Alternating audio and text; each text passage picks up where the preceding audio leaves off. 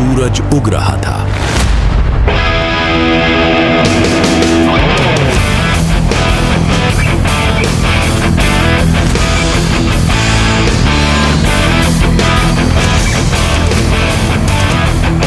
लेकिन उस बच्चे की जिंदगी में अंधेरा था।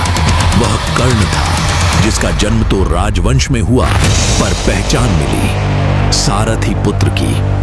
बचपन से ही उसने तीर कमान को अपना साथी बनाया। कोई गुरु उसे स्वीकार करने को तैयार नहीं था, क्योंकि समाज ने कहा तुम नीच कुल के हो। लेकिन कर्ण ने हार नहीं मानी। उसने अकेले अभ्यास किया, अपने खून पसीने से खुद को गढ़ा, और जब द्रोणाचार्य ने मना किया तो कर्ण ने परशुराम से ज्ञान लिया। झूठी पहचान के सहारे, पर सच्चे समर्पण के साथ। जब अर्जुन का पराक्रम दिखाया गया, कर्ण आगे बढ़ा और बोला, मैं भी वही कर सकता हूं।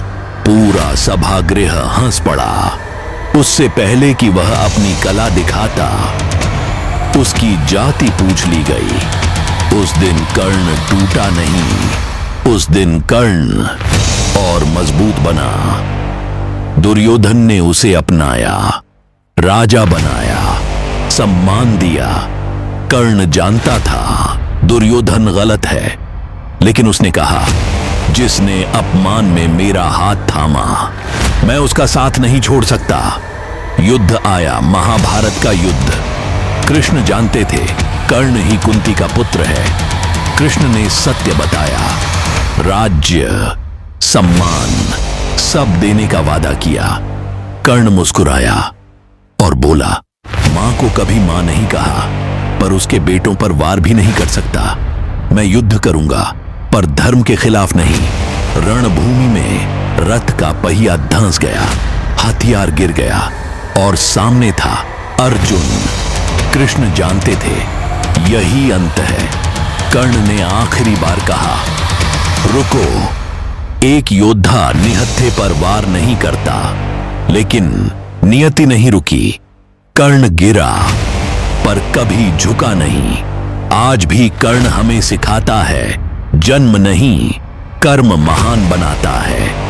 अपमान इंसान को तोड़ता नहीं, गढ़ता है। और सच्ची महानता हार में भी सम्मान बनाए रखना है।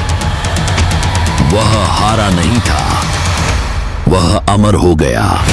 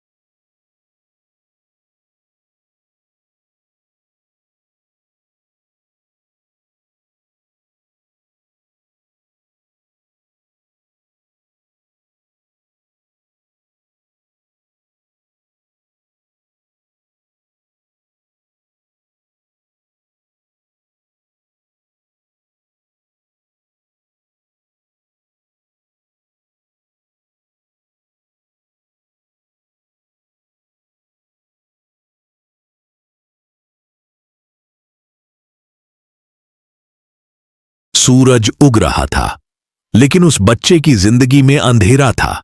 वह कर्ण था, जिसका जन्म तो राजवंश में हुआ, पर पहचान मिली सारथी पुत्र की।